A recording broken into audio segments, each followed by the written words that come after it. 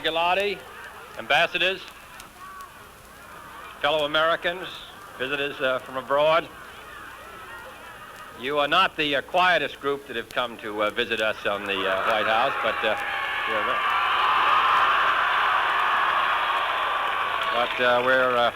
we're glad to see you here.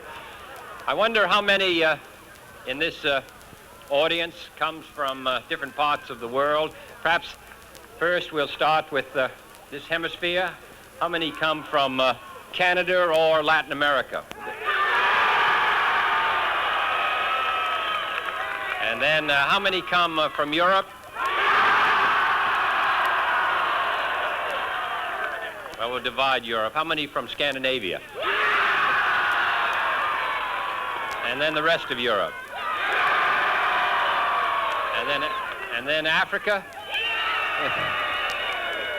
And Asia, which we...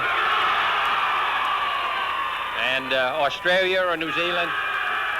Well, you're a small group, but we're glad to have you here. Well, I want to first of all express my commendation to the American Field Service. I knew a good many young men who served in the Second War in the American Field Service in North Africa and in Europe, and I think their experience working with other armies, the 8th Army in North Africa, with armies of a good many of your countries, gave them a sense that we shouldn't have another war, and also the importance of people working together.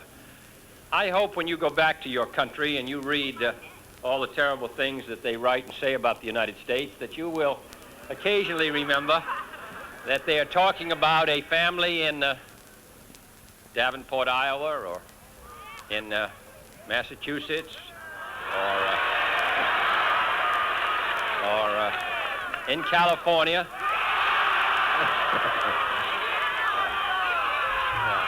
How many here come from California?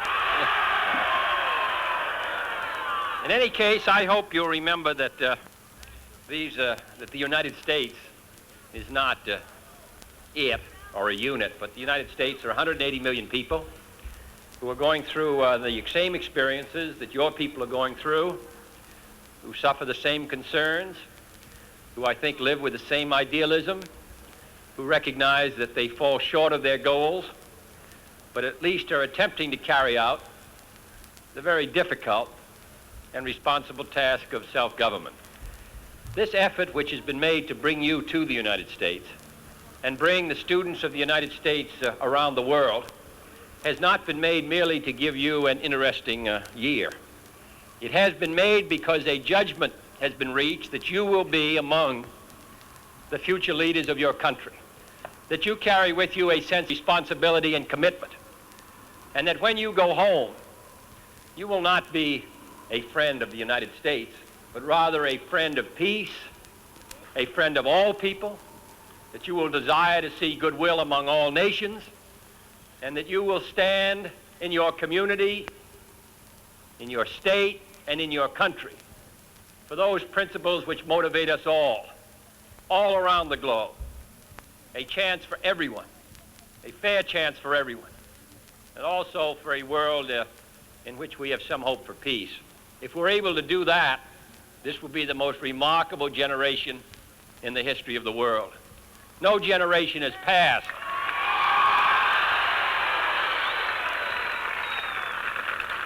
No generation has passed without a war.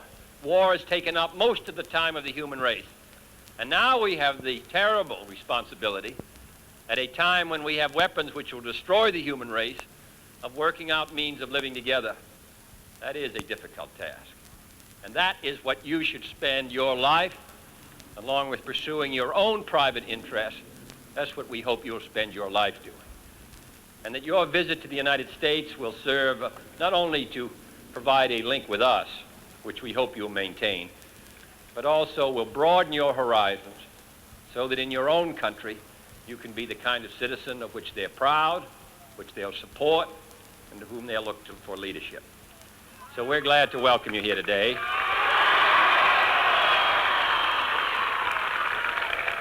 I hope that I hope that you will write to some of the families when you've gone home, and that they will write to you, and that someday you will come back to the United States when I'm old and gray as a president or